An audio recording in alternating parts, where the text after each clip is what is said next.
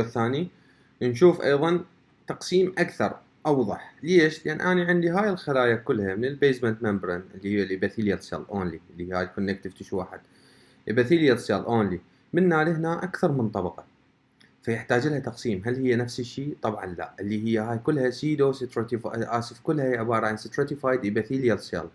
stratified epithelial cell. كل نوع من كل طبقة من الطبقات لها فد اسم معين، لازم أنا أجي أشوف شنو أسمائها وليش صارت. نيجي نشوف.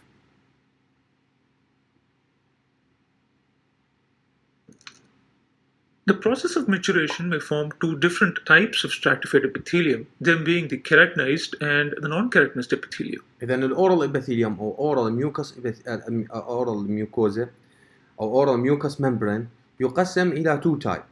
histologically يقسم إلى two type، مو حسب الفانكشن. histologically keratinized mucosa و non keratinized mucous membrane. keratinized mucous membrane و non keratinized mucous membrane. mucosa بها connective tissue، فأشيل هاي الكلمة، أنا شوية مرات أغلط بها. فكيراتينايزد ميوكس ممبرين، نون كيراتينايزد ميوكس ممبرين، يعني ابيثيليال سيل فقط. هاي الطبقة تقسم إلى كيراتينايزد ونون كيراتينايزد. شنو كيراتينايزد شنو نون كيراتينايزد راح نيجي نشوفها. The keratinized epithelium lines the masticator mucosa comprising of the gingiva and the hard palate. إذن وين عندي الكيراتينايزد ميوكوزا؟ كل الماستيكاتوري ميوكوزا اللي أنا صنفتها من الجنجيفال اللي هي فري جنجيفال، اتاش جنجيفال، انتردنتال بابيلا والهارد بليت، هاي كلها كيراتينايزد ميوكوزا. النون كيراتينايزد ميوكوزا to some parts of the specialized mucosa of the tongue. طبعا وجزء من التانك. It consists of 4 layers or strata, namely the basal layer of the إذن راح تقسم هاي الكيراتينايزد ميوكوزا، كيراتينايزد ميوكوزال ممبرين، تقسم إلى أقسام لايرات، لاير باي لاير. أول لاير يقعد على البيزمنت ممبرين اللي رسمناها، كانت بيزمنت ممبرين وكانت خلية قاعدة بالفيديو السابق. أول جزء، أول خلايا، أول صف من الخلايا قاعد على هذا البيزمنت ممبرين الأحمر، أسميها بيزل لاير، أو شو أسميها ستراتم بيزالي. ستراتم بيزالي مثل ما موجودة بالمحاضرة، شوفها بالمحاضرة.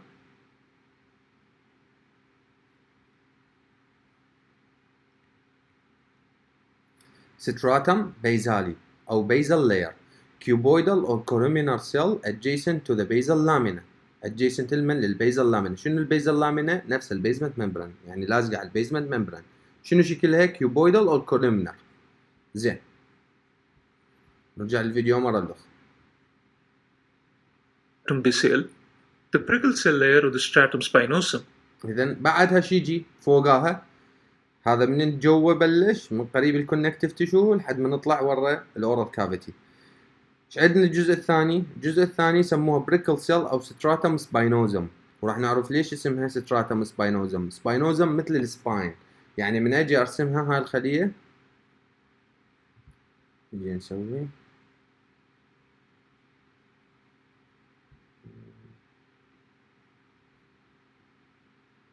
اوكي، نجي نرسم، نسوي بيزمنت ممبرين، اوكي، عليها طبعا بيزمنت ممبرين مالتي ويفي، بس أنا شنو سويته عدل. هذا من هو؟ هذا البيزمنت ممبرين، عليها خلايا الإبيثيليال سيل. أول تايب من الخلايا كيوبويدال سيل. هاي الخلايا اتاشت، وحدة باللخ باي شنو؟ ديسموزوم، واتاشت بالبيزمنت ممبرين باي هيمي ديسموزوم. اوكي، بيها نيوكليوس تكون على شكل كولومينر او كيوبويدال. بعدها يا خلايا، قال لك خلايا سباينوزم. شلون ليش سميناها سباينوزم؟ قال لك هالخلايا بولي هيدرال ان شيب، بيناتهم سبيسز، الانترا سيلولار سبيس بيناتهم كبير. اوكي، وبيها سبايكس، جسر منها يطلع. يعني هاي من اسوي لها زوم راح تلقاها عبارة عن بولي هيدرال سيل وبيها سبايك.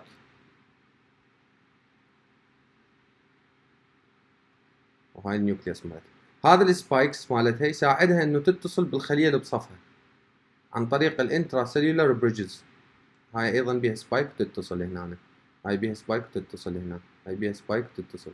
سموها سباينوزوم لان المنطقة بعيدة، هاي المنطقة الاكسترا سيلولار سبيس، المنطقة الخارجية بين الخلايا بعيدة، بها مسافات طويلة، فلذلك صارت بها سبايكس على مود تتصل بالخلية اللي بصفها. فسماها شنو؟ سباينوزم، لاير سباينوزم. اذا هاي لاير سباينوزم. اوكي، بعدها راح تجي هنا طبقه يسموها شنو؟ اذا هاي صارت شنو؟ ستراتم بيزالي، ستراتم سباينوزم لانها بيها سبايكس. بعدها ايش راح تجي؟ جرانيولوزم. جرانيولوزم من اسمها راح نشوف ليش سماها جرانيولوزم. The granular layer or the stratum granulosum هاي and the جرانيولوزم. corneal or the keratinized layer, otherwise اذا وراها ستراتم جرانيولوزم او جرانيولوزم او جرانيولار لاير، وبعدها شنو؟ ستراتم كورنيوم. كورنيوم او شنو نقول عليها؟ الكورنيفيكيشن، المتقرنه، الجزء الخارجي المتقرن من الاورال ميوكوزا اللي بيها كيراتين، فلذلك انا سميتها كيراتينايزد اورال ميوكس ممبران. كيراتينايزد اورال ميوكس ممبران، وين موجوده بيها كيراتين؟ بالماستيكاتوري ميوكوزا اللي هي من هو؟ قلنا الجنجفه بانواعها، زائدا الهارد بليت، بارت اوف ذا هارد بليت، وجزء من التانج. اوكي زين، راح يجي شوفه هنا the stratum cornea. The basal layer is the lowermost layer consisting of cuboidal or columnar cells just above the basal lamina or the basement membrane. اذا هذا البيزمنت ممبرين، وهذا اول جزء اللي هي من خلايا البيزل لامينا. It consists of the progenitor and the maturing population that is responsible for continuous renewal of cells in the epithelium. إذا فائدتها شنو؟ قلنا ستراتم بيزالي هي من يمها يصير بها ميتوزز وتطلع الخلايا الفوق، تصير بها ميتوزز تتخصر منا اوكي، وتسوي ميتوزز وتطلع الخلايا اللي فوق على مود تعطيني فوقها الخليه يا خليه سباينوزم، وبعدين ايش تنطي؟ تدفع السباينوزم تعطي جرانيولوزم، تدفع الجرانيولوزم تعطي شنو؟ كورنيوم، اخر طبقه. The basal cells are attached to the connective tissue below with the help of hemidesmosomes. مثل ما شرحناها، هذا الهيميدسموزوم يقعد ليش؟ لانه هذا جزء موجود بالخليه، هذا الثيكنينج موجود، هيمي يعني جزء منه موجود بخليه وجزء الاخر ما موجود، انما مرتبط مو بخليه، مرتبط ببيزمنت ممبرين، مرتبط بكولاجين فايبر. بينما اذا كان عندي الديسموزوم بهالجهه جزء قطعه من هالجهه تشبهها وجزء من هالجهه تشبهها، يصير عندي ديسموزوم كامل. بينما اذا كان نص ديسموزوم اسميه هيمي ديسموزوم لانه نص ما يربط بخليه، يربط ببيزمنت ممبرين. Structurally, it consists of tonofilaments packed or aggregated into bundles called tonofibrils. The next layer, that is the precursor layer, is so called because of the prickle-like or the spiny appearance this layer has as a result of cells shrinking due to histologic preparations. شوف بريكل سيلز لان كلها سباينز وبيها مسافات، هاي المسافات هو اكبر وكبيره تكون جدا، يسموه اكسترا سيلولر سبيس كبيره، فلذلك لازم تطلع اصابع كلش طوال، فتصير شنو؟ صايره كانما سبايكس. As the cells shrink, it can be seen that the cells are joined by intercellular bridges, which are ultrastructurally known as desmosomes. ايضا ديسموزومز بس. The spinous layers form the bulk of the epithelium and are large ovoid to polygonal cells. اذا البلك اوف اورال ميوكوزال ابيثيليوم، البلك من هو مالتي من اكثر اللاير مكون عندي السباينوزم لاير. اذا او البيزل لاير راح تكون لاير او لايرين، ستراتم بيزالي لاير او لايرين او في كيوبويدال سيل، بعدها السباينوزم اللي تكون البلك كله الهيوج كله منا لهنا، هذا كله سباينوزم، بعدها جرانيولوزم بشكل خفيف لاير 2 لاير، وبعدها شنو؟ الكورنيوم. And there is a significant increase in size of the cells from the basal layers, also accompanied by more protein synthesis in the form of conspicuous tonofibrils. An organelle called membrane coating granule or the lamelate granule, also called as Orlan body, appears in the uppermost spinous layers. Now, this is an elongated organelle with parallel lamellae and contains glycolipid. Cells in the granular layer are flat but have a greater volume than cells in the spinous layer. Cells in this layer also possess the lamelate granule, and these lamelate granules fuse with the cell membrane. إذا ليش سميتها أنا جرانيولوزم؟ لأن تحتوي على جرانيولز اللي هو شنو؟ كيراتوهايلين جرانيول، يعني داخلها هنا مليانة كلها جرانيولز، كل فيزيكلز بيها كيراتوهايلين اللي هو يعطينا كيراتين، اللي هاي الميوكوزا سميتها كيراتينايز نتيجة انه هاي الستراتم جرانيولوزم تنطي كيراتين. اوكي، المن تنطي كيراتين للطبقة الفوقها للكورنيوم حتى تقرنها، حتى تصير عندي طبقة مال الجلد مالتي متقرنة. ليش متقرنة؟ حتى تساعدني بيش، تساعدني بالماستيكيشن. عندي اقول جلد، هو مو جلد، يعني للماستيكتر اريا، مثلا للجنجفة، للهارد باليت، انا احتاجها تكون متقارنه to withstand الماستيكيشن فورس، لانه انا هاي المنطقه اذا ما كانت متقارنه ما راح يصير عندي شنو withstanding الماستيكيشن فورس، راح تصير بيها تيرنج، تشقق. فلذلك رب العالمين خلق لنا الجرانيولوزم لاير تحتوي على جرانيولز بها كيراتوهايلين. Release the lipid content into the intercellular space between the granular and the corneal layer, forming a permeability barrier. The granular layer is so called due to the presence of basophilic keratohyalin granules that are produced by ribosomes and هاي كيراتوهايلين جرانيولز اللي هو بلو دوتس، هاي كلها النقاط الزروق اللي هاي كلها كيراتوهايلين جرانيولز. these granules contain proteins called filaggrin and loricrin. These proteins, along with another protein called involucrin, form strong cross-links with tunofilaments. And this aggregation of these proteins with tunofilaments form an envelope called the cornified cell envelope inside the cells just below the plasma membrane of the granular cell layer and is an effective barrier to chemical solvents. Now, the intercellular lipid content produced by the lamellar granules along with the cornified cell the corneal layer is eosinophilic microscopically and consists of flat hexagonal cells called squamate. ايوزينوفيليك يعني تنصبغ بالايوسين، ايوزينوفيليك تنصبغ بالايوسين، وهي عبارة عن فلات سيل سكويمس يعني فلات عدلة. اوكي، هاي من هو الكورنيوم. اوكي، بوليهيدرال ان شيب متعددة الاقطاب. اوكي بالرسم مالته that are dehydrated and have lost all their جافة. organelles and nuclei. إذا وما بها لا أورجانيولز، خلايا ميتة، ما بها لا أورجانيولز ولا نيوكليوس، لا أورجانيولز ولا نيوكليوس. وهنا عندنا الكيراتينايزد ميوكوزا تقسم إلى قسمين. الكيراتينايزد انتبه، ومو النانكيراتين، الكيراتينايزد تقسم إلى قسمين، بارا كيراتينايزد وأورثو كيراتينايزد. البارا كيراتينايزد نلقى هاي الخلايا، أوكي، من أجي هسه نسوي لها في الصورة.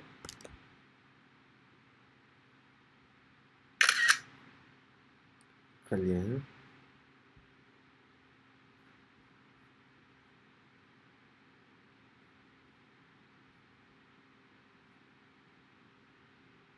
اوكي، بارا كيراتينايزد والاورثو كيراتينايزد.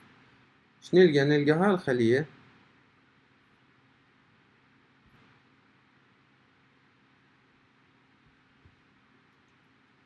هاي الخلية الميتة، مرات ايش بيها نلقى بيها نيوكليوس، ريمننت مالت نيوكليوس، وريمننت مال اورجانيولز كولجي ابريتاس، رايبوسومز ريمننت، بس هي ميتة. هاي شنو؟ هاي ستراتم كورنيوم اللي هو اخر طبقة اللي هي بالاورال كافيتي، اول ما اشوفها هاي ستراتم كورنيوم.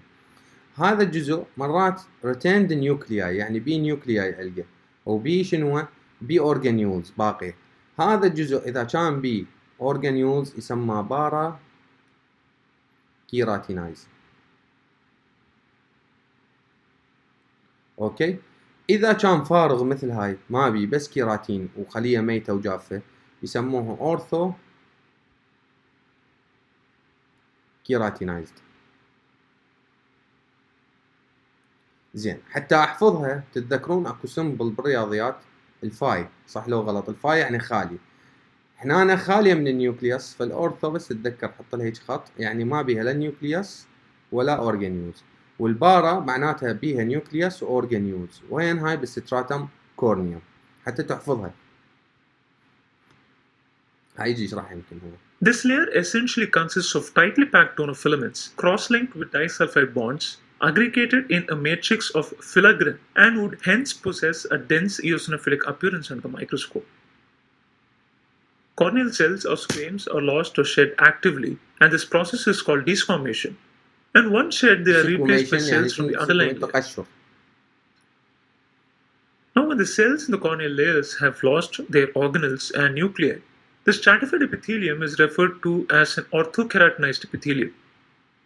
However, there are parts of the gingiva or the palate where the corneal layers have not lost all organelles and possess pycnotic nuclei.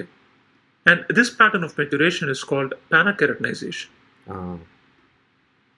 As far as the non-keratinized epithelium is concerned, it lines about 60% of the oral mucosa. إذا هسه أني خلصت الكيراتينايزد ميوكوزا. إذا الأورال ميوكس ممبرين يقسم هيستولوجيكلي. من أقول لك هيستولوجيكلي شو تقسم ليها؟ كيراتينايزد ونان كيراتينايزد. الكيراتينايزد بيها 4 طبقات: ستراتم بيزالي اللي هي كيوبويدال اند كوليومينر، بعدها يجي سباينوزم اللي هي بيها الانترسيلولار بريدجز وبيناتهم سبيسز، بين خليه وخليه سبيسز فتطلع منها الانترسيلولار بريدجز.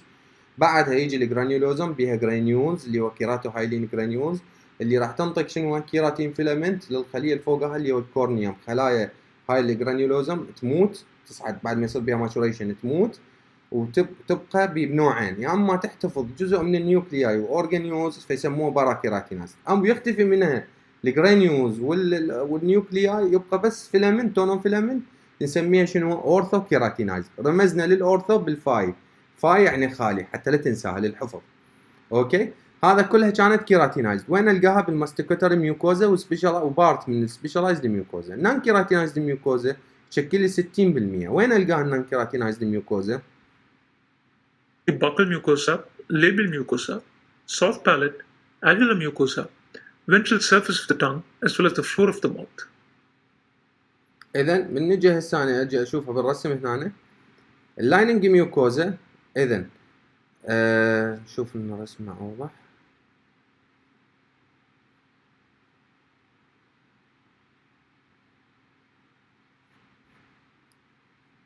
إذا اللايننج ميوكوزا نشوف اللب مالتي لايننج ميوكوزا، البطن مالتها لايننج ميوكوزا، الفلور اوف ذا ماوث لايننج ميوكوزا، التشيك انسايد اللي هو الفيستبيول لايننج ميوكوزا، زائدا منطقة الاليفيولار ميوكوزا. هذا الاليفيولار بون صح لو غلط؟ بيأتاج جنجفة وبعدين هنا تجي تفرق، هذا لونها يفرق عن هذا أيضا لايننج ميوكوزا، يسموه شنو؟ الاليفيولار ميوكوزا. الاليفيولار ميوكوزا تكون لايننج ميوكوزا مو جنجفة. الاليفيولار ميوكوزا هذا الجزء اللي هو نون اتاش تو ذا بون، فلذلك انا اقدر اسحب الشفة مالتي. اوكي، نون اتاشت، واكو خط يحدد لك انه ايش قد لي وين تقدر تسحب الشفة مالتك. هاي بعدها تصير اتاش جنجفة وصارت كيراتينايزد، وهنا نون كيراتينايزد. اوكي، نجي نسوي لها زوم. هذا الجزء كيراتينايزد، هذا الجزء كيراتينايزد اتاش جنجفة، بعدها نون اتاشت ميوكوزا بينما غطاها لي الاليفيولار بون، سميته شنو؟ اليفيولار ميوكوزا. اليفيولار ميوكوزا. نجي نشوف الفيديو ايضا. اذا بوكال ميوكوزا، الليبيال مال الشفه، سوفت باليت مو الهارد، السوفت. الاليفيولار ميوكوزا اللي شوفتكم وياه الخط اللي هو جوه انه هنا منطقه. اوكي، بعدها الفنترال سيرفيس اوف ذا تانج اللي هو فنترال سيرفيس اوف ذا تانج يعني شنو؟ لما عندنا الدورزال اوف ذا تانج واكو فنترال اوف ذا تانج، يعني بطن اللسان. اللسان السطح مالته سبيشالايزد ميوكوزا وبطنه لايننج ميوكوزا، والفلور لايننج ميوكوزا، والفلور اوف ذا ماوث. It consists of a basal and a precursor layer. شنو فرق الكيراتينايزد ميوكوزا عن النون كيراتينايزد ميوكوزا؟ الكيراتينايزد ميوكوزا ايضا هنا راح يتكون من بيزل لاير بعض. اذا اثنيناتهم بيهم بيزل لاير، ستراتم بيزالي وبعد. And the outer two layers are called the intermediate layer or the stratum intermediate. ويحتوي على سباينوزوم لاير، ويحتوي على intermediate layer. اذا هناك كان جرانيولوزم وكورنيوم. جرانيولوزم بها كيراتين، تعطينا كيراتين، يحتاجها انا بالكيراتين نان كيراتينايز؟ طبعا لا. وبعد والكورنيوم ايضا ما احتاجها، فذن الطبقتين بالنان كيراتينايزد اشيلها اذبها. اوكي، يا طبقتين تبقى عندي بيزالي سباينوزم، والطبقتين ذني لازم اعوض، فشن نحط؟ intermediate layer stratum intermedium وstratum superficial خارجية. And superficial layer or the stratum superficial. The basal and the spinous layers are similar to the keratinized epithelium. إذا بقى هنا هذا البيزل والبريكل لاير أو ستراتم بيزالي وستراتم سباينوزم ذني موجودات بالنان كيراتينايزد. اللي ما موجود بالنان كيراتينايزد اللي هو لا الجرانيولوزم احتاجها اذبها بالزباله، ولا الكورنيوم احتاجها اذبها بالزباله، لان اذا حطيتهم راح تتحول من نان كيراتينايزد الى كيراتينايزد. فاشيلها. شو اخلي بدالها؟ لازم اعوض intermediate stratum والstratum superficial خارجيه. So the intercellular bridges in the spinous layer are not as visible as compared to a keratinized epithelium. Hence, some prefer to avoid the use of the term prickle cell or spinous layer and consider only 3 layers in the non-keratinized epithelium. The intermediate cells are bigger than the granular cells but have dispersed tone of filaments that are not aggregated into. هنا أنا لازم تنتبه. البريكل سيلز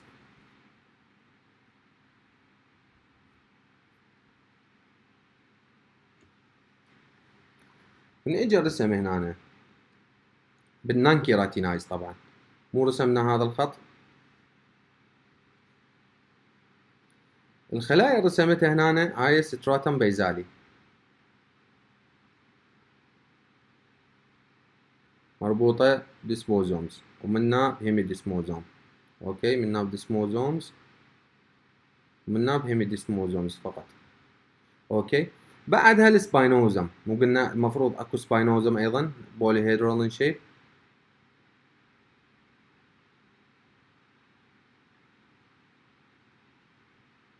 وقلنا هاي السباينوزم لانها بعيدة عن بعضها وعندي مسافة هنا اكسترا سيلولار سبيس كبيرة، طلعت ايدينات سميتها بريكلز اللي هو الانترا سيلولار بريدجز. وبما انه طلعت ايدينات صارت هي كخلية شوكية، سميتها سباينوزم لاير. هذا وين؟ بالنون كيراتينايزد، اسف بالكيراتينايزد لاير، يعني هاي كيراتينايزد لاير. بعدها يجي جرانيولوزم اللي هو شبه سكويموس وتحتوي على الاورجانيولز اللي هو جرانيولز تحتوي على الكيراتوهايلين. اوكي، وبعدها الكورنيفيكيشن او سكويموس فلات سيل كورنيفايد او ستراتم كورنيوم اللي تحتوي على المونوفيلامنت مع الكيراتوهايلين وتكون لي طبقة تحميني من ايش؟ من كل الميكانيكال اكشن، زائدا اسيدز الاحماض اللي اكلها، زائدا بكتيريال انفكشن، زائدا anything ممكن اني اكله ويصير عندي بالماستيكيشن عليه. هذا لانه كان عندي ستراتم بيزالي اسف ستراتم كورنيوم، طبقة متقرنة خارجية قوية تحمي لي اياها. السباينوزم صارت بيناتها مسافات اوكي واكسترا سيلولار سبيس كبيرة. زين، اني اذا هسه اشيل الكورنيوم هاي الغيها واشيل الجرانيولوزم واخلي بس بيزالي وسباينوزم، وبعدها تجي فوقها خلايا، يعني هاي كلها الغيها.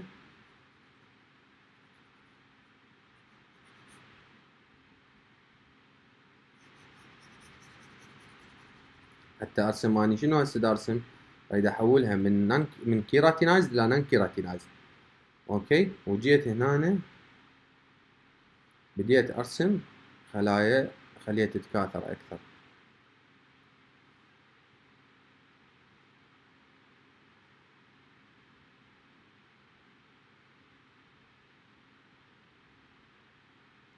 زين، تخيل اني مثلا راح اسوي هاي الرسمه مالتي واعوف سبيسز، لان اني سباينوزم دا ارسم، وسباينوزم انا اريدها وين؟ عندي بالنان كيراتينايزد. وبعدها راح تجي السوبرفيشال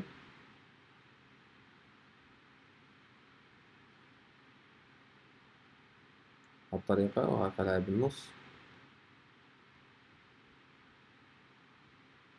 بيها النيوكليار، اسف الانترميديت، وهاي هنا السباينوزم وبيها سبيسز.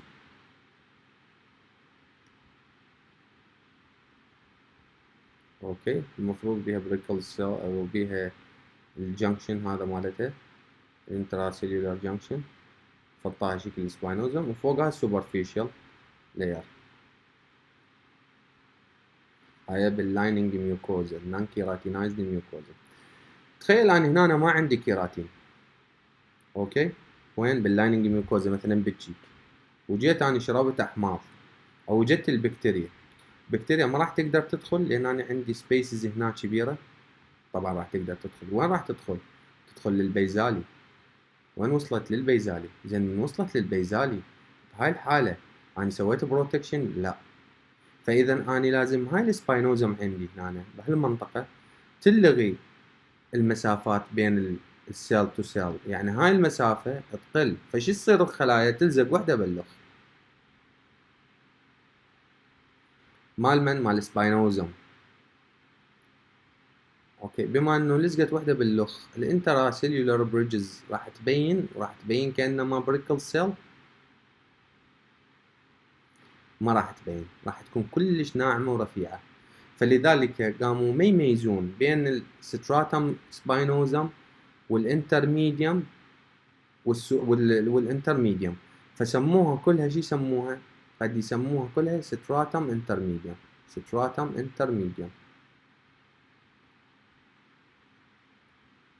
ليش؟ لأن الإكسترا سيلولار سبيس انسد لخلايا تريد تسده على مود تعوض لي، لأن هاي مو كورنيوم، مو كورنيفايد تحميني من البكتيريال انفيجن. ممكن تدخل وين؟ تدخل للبيزالي، والبيزالي أصلا تسوي ديفيجن.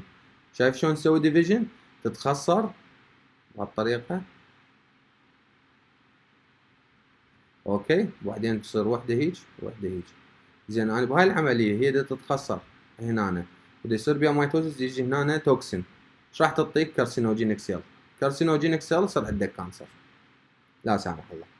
فلذلك رب العالمين من شال هاي الطبقتين لازم يعوض. فلذلك هاي كانت موجودة سبيسز بالكيراتينايز، بس من شال انها الكيراتينايز صارت السبيسز قليلة، فلذلك ما راح يكون شكلها مبين سباينوزم، موجودة بس ما راح يكون شكلها سباينوزم. هذا اللي موجود عندي بالفيديو. فبالفيديو هنا صار عندي بيزالي ستراتم، تقدر مباشرة شو تقول؟ ستراتم بيزالي، سباينوزم، انترميديوم، سوبرفيشال. monofibrils. Lamellar granules or membrane coating granules. هذا الانترميديوم سيل من ايش تقول لك؟ تقول لك تحتوي على التونوفيلامنت اللي بداخلها، وتحتوي على اللامينيت جرانيولز. Are present in the intermediate cells and are circular in contrast to the elongated granule in the keratinized epithelium. هذا شغلات ادفانس. These granules also secrete lipid material into the intercellular space between the intermediate and the superficial layer, but does not form as effective a barrier as the one in the keratinized epithelium. The intermediate cells may sometimes harbor keratohyalin granules. The superficial layer consists of flat cells that are not dehydrated, unlike the keratinized epithelium. Then superficial layer, squamous cell, not dehydrated, و not dead cell. إذا living cell و not dehydrated، مو جافة، ما تشبه الكيراتينايت oral mucosa. Organelles and possess nuclei and dispersed monofilaments. This layer is thus flexible and can withstand compression and other forces applied. مثل ما عندي مثلا أنا بالتشيك أقدر أسحب التشيك مالتي وأرجعه. ليش؟ لأن تتحمل بها مونوفيلامنت الخلايا مالتها، تتحمل الستريتش. بالبلت السوفت بلت يتحمل الستريتش، يصعد وينزل، يسوي فايبريشن. أوكي، ليش؟ لأن يحتوي على شنو؟ السوبرفيشال سيل لاير. هذا كله إبيثيليال، مداخل أني كونكتيف تشو. زين، خلصنا هذا الفيديو، انتقل على فيديو آخر.